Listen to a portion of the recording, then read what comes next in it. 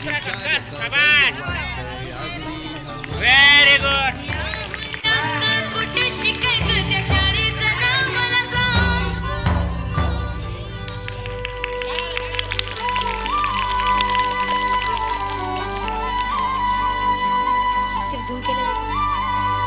काय म्हणते त्याला शीर्षासन काय म्हणते शीर्षासन